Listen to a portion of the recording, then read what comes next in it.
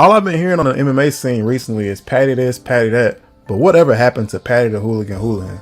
Patrick Pierce Holohan was a 5'9" bantamweight and flyweight fighter from Tallet, Ireland, one of those long and lanky guys as John McCarthy would say.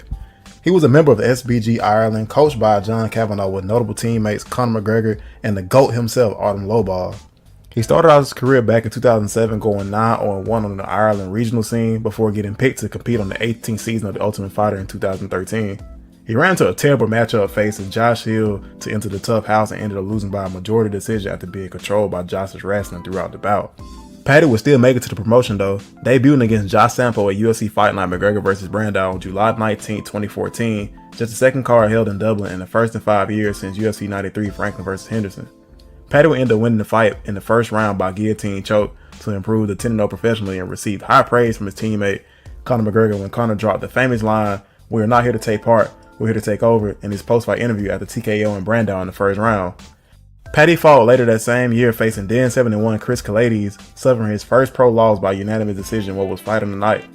Paddy bounced back with 2 straight wins over Shane Howard and Vaughn Lee before headlining UFC Fight Night 76 against Louis Smoker, where he was finished for the first time by a rear naked choke in the second round.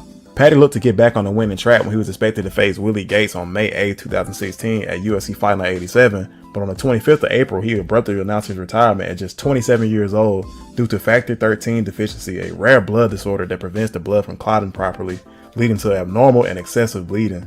In a sport like MMA, we all know how dangerous that could be when guys and girls suffer from cuts and swelling on a regular basis.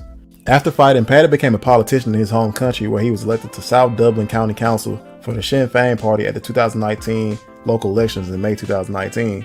He has an autobiography by the name Hooligan, which released in 2019, and also has a podcast named No Shame, which can be found on various streaming services.